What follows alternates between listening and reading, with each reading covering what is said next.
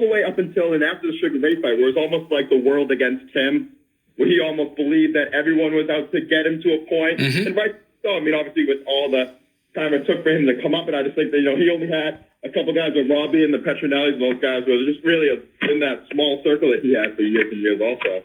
And I don't want to say anything was ever given to Sugar Ray Leonard because he earned all that stuff, but he was really given the opportunity.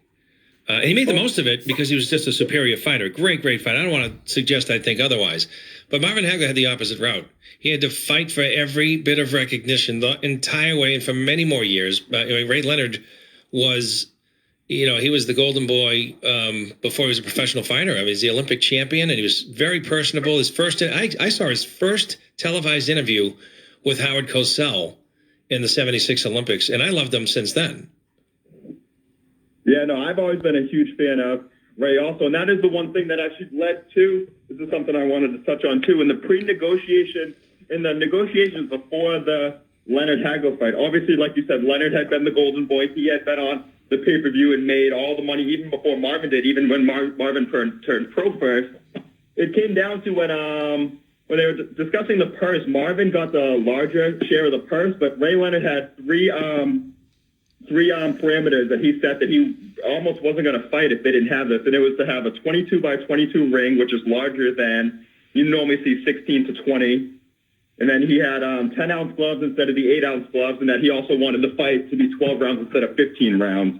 And I think that really right there, he still had to fight the perfect fight and shock the world against Hagler, but I think that Leonard really in the negotiations right there, I think, got a leg up on the fight, where Hagler needed the money, not needed the money, but was obviously looking to cash out on the payday because Leonard had it more in the past. But they say a lot of battles are won before the fight. This was one of them. I mean, Ray Leonard pretty much secured that this was going to be a decision with those three things being in the contract, because he could get on his bike, Marvin's hands were going to be slower, and he could fight for 12 rounds. If that thing went 15 rounds, I really think it would have been more. It would have been a big problem for Sugar Ray Leonard. I don't know that he could have sustained another 3 rounds, because Marvin started to pour it on. He did give him the first 5 rounds thinking he was just going to knock him out. It never happened. I don't know why he thought it was going to happen, because you give Ray Leonard that kind of room, nothing's a certainty. Mm-hmm.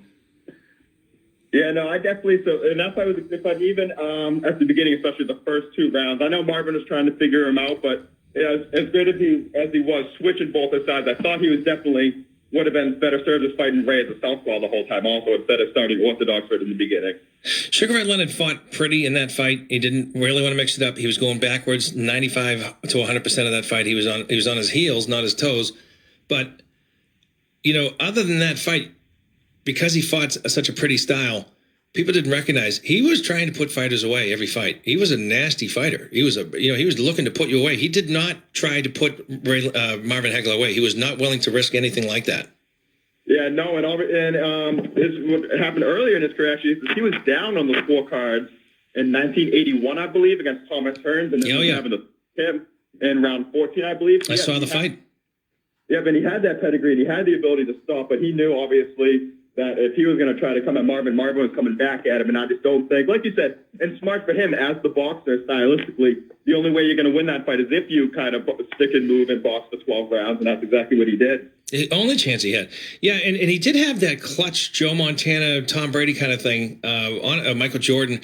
You look at where he came from that Thomas Hearns fight.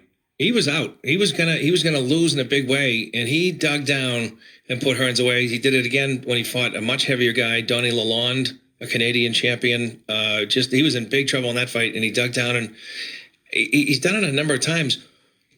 This was maybe his smartest fight, and to think of all the brilliant fights Ray Leonard had, this was the most intelligent fight he's ever fought. And I think it was good. I think he was just a master of I think he got the timing just right too, because he was sitting ringside at the Mugabe. A lot of them.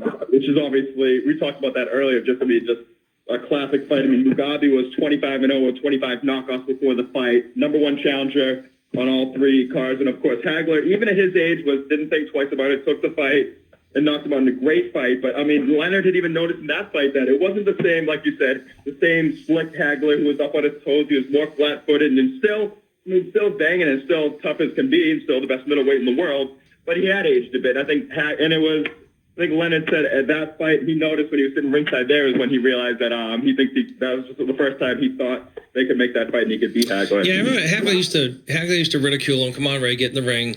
And it was good 3 years. Most of that 3 years that Leonard was out, he knew about the money involved, so he wanted him in the ring. And Ray Leonard was the commentator at a lot of those fights in the meantime, and I knew he was studying him. Mm-hmm. And it's something that I actually only found out. I didn't know this until just a couple days ago either. Is that Leonard actually had a few quote unquote real fights behind closed doors before the Hagler fight. Again, top 15, top 20 middleweights. I'm not even sure the names of the guys, but he had 3 or 4 like exhibition-ish bouts to prepare for Hagler, which I figured he would have the sparring and stuff too. But I think that also plays into why he was so confident as well. Outstanding. Jack, thanks so much for joining us, and we'll get you back on soon. And, I always admire a guy your young age, the knowledge that you have. And I know you're a fight fan, but, man, you've already stored so much knowledge. I'm really, happy to have you on anytime I can. Yeah, thank you. Like Marvin Hagler says, I eat it up like Pac-Man. I'm just one of those kids that, I just enjoy the history of it, and I love watching it. So thanks for having me on. Thank you, Jack. Hi, caller. You're on the air.